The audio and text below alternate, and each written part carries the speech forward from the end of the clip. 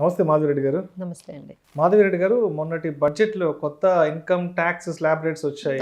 So దాంట్లో ఏంటంటే 7 lakhs వరకు ఆదాయం ఉంటే ట్యాక్స్ కట్టనవసరం లేదని చెప్పారు. మరో కోణం ఏంటంటే 7 lakhs ఉంటే కూడా కట్టాలన్నారు. సో దీని మీద చాలా మందికి క్లారిటీ లేదు. ఏంటి అసలు ఈ 7 lakhs పైన ఆదాయం ఉంటే పరిస్థితి ఏంటంటారు? అసలు ఏంటి కొత్త ట్యాక్స్ రిజీమ్ గురించి డీటెయిల్డ్గా తెలియజేయగలరు? సో ఫస్ట్ మనకు ఓన్లీ ఓల్డ్ ట్యాక్స్ రిజీమ్ ఉండేదండి. సో ఓల్డ్ ట్యాక్స్ రిజీమ్ మనం అందరం అలవాటు పడ్డాం. ఎట్లా మళ్ళీ డిడక్షన్స్ తీసుకోవడం అప్ టు 2.5 lakh వరకు no tax, 2.5 lakh to 5 lakhs వరకు 5%, 5 to 10 lakhs మధ్య ఉంటే 20%, అంటే అబౌవ్ 10 lakhs ఉంటే 30%. తర్వాత deductions ATC 1,50,000 and standard deduction 50,000, NPS ఒక 50,000, తర్వాత హెల్త్ ఇన్సూరెన్స్ ప్రీమియం 50,000, ఇంకా హోమ్ లోన్ ఉంటే ఇంకొక 2 lakhs ఇంట్రెస్ట్ మీద. ఇలా ఇదంతా మనం ఒక దీనిగా అలవాటు పడిపోయాం. అంతవరకు ఎప్పుడు కన్ఫ్యూజన్ లేదు. ఎప్పుడైతే ఈ న్యూ ట్యాక్స్ రిజీమ్ అంటే 2020లో తీసుకొచ్చారండి. 2020లోనే మనకి న్యూ ట్యాక్స్ రిజీమ్ని ఒక 2 years బ్యాక్ ఇంట్రడ్యూస్ చేశారు.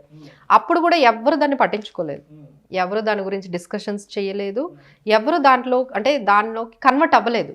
ఎందుకంటే అంత లుక్రేటివ్గా లేదు అది అసలు. సో న్యూ ట్యాక్స్ రిజిమ్కి ఓల్డ్ ట్యాక్స్ రిజిమ్కి ఏమని చెప్పారు, మీరు న్యూ ట్యాక్స్ రిజిమ్ కానీ వెళ్ళినట్లయితే నేను ఇప్పుడు చెప్పిన ఏవైతే ఎగ్జంప్షన్స్ ఉన్నాయో అవి ఏమీ అప్లై అవ్వవు. ఓకే, ఓల్డ్ ట్యాక్స్ రిజిమ్ వాళ్ళకి మాత్రమే నేను చెప్పిన ఇప్పుడు eighty D, eighty C C D and section 24B, eighty C ఇవన్నీ అప్లికబుల్ అవుతాయి అనేటప్పటికి అసలు ఎవ్వరూ వెళ్ళలేదు. అందరూ కూడా ఓల్డ్ ట్యాక్స్ రిజిమ్లోనే ఉన్నారు. అసలు కన్ఫ్యూజన్ కూడా లేకుండా అసలు దాన్ని అవుట్ రైట్గా రిజెక్ట్ చేశారు. అసలు ఎవరు తీసుకోలేదు దాన్ని. తర్వాత ఇప్పుడు మళ్ళీ గవర్నమెంట్ ఏం చేసిందంటే దాన్ని చాలా అట్రాక్టివ్గా తయారు చేసింది. So that people can get a confusion ఏది బెటర్గా ఉంటుందా అంటే ఎగ్జంప్షన్స్ కూడా లేకుండా కూడా ఇది అంత అట్రాక్టివ్గా తయారు చేశారు. Okay. So government wanted to push you to take the new tax regime.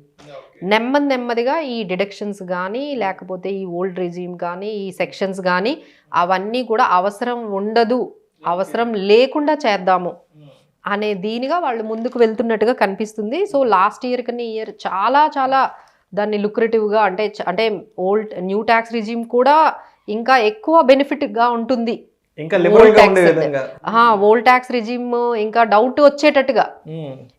ఇప్పుడు నౌ ఎవ్రీవన్ ఈస్ థింకింగ్ అండి, అందరూ కూడా క్యాలిక్యులేషన్స్ మొదలు పెట్టేశారు. వాళ్ళకున్న ఇన్కమ్, వాళ్ళకున్న ఎగ్జంప్షన్స్ అవన్నీ తీసుకొని ఓల్డ్ మంచిదా న్యూ మంచిదా అనే క్యాలిక్యులేషన్స్ అయితే ఈసారి చాలా ఎక్కువగానే చేస్తూ ఉన్నారు.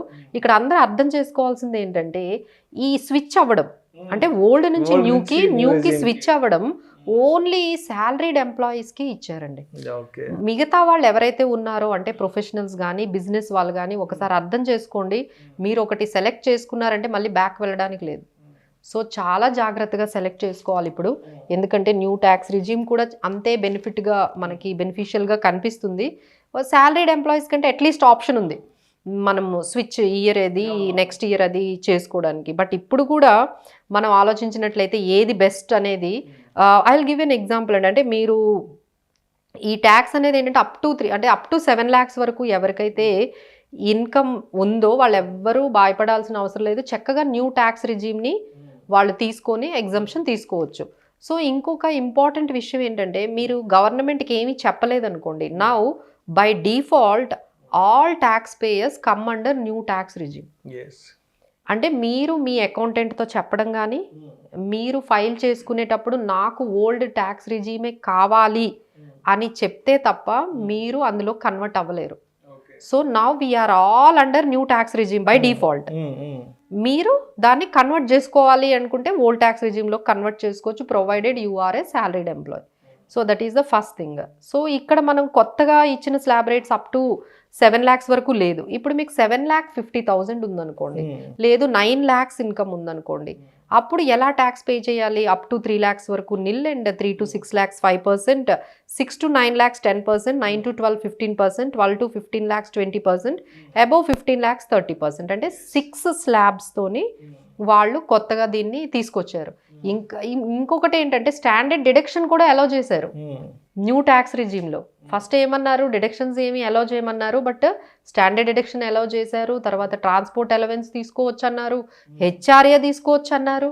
అంటే they are slowly making us to go towards new రెజీమ్కే వెళ్ళిపోవడము అనేది అది బెనిఫిట్ అనేది. అంటే మీరు క్యాలిక్యులేట్ చేసినా మీకు అలానే అనిపిస్తుందండి. So once I have taken 9 lakhs example తీసుకున్నాను ఇందులో. 9 lakhsలో మనం ఓల్డ్ ట్యాక్స్ రిజీమ్ ప్రకారం మీకు అంటే 1,50,000 ఏటీసీ, ఏటీడీ ఒక 50,000 అనుకుందాం హెల్త్ ఇన్సూరెన్స్. తర్వాత మనకి పెన్షన్ స్కీమ్ ప్రకారం ఒక 53 అంటే ఏటీసీసీడీ. ఆల్మోస్ట్ మీరు 2,50,000 వరకు మీరు ఎగ్జంప్షన్స్ తీసుకోవచ్చు. సో 9 lakhలో 2,50,000 తీసేస్తే మీకు 6,50,000. 6,50,000లో అప్ టు 2,50,000 వరకు under old regime there is no tax. So ఇంకా మీకు 4 lakhs ఉంటుంది.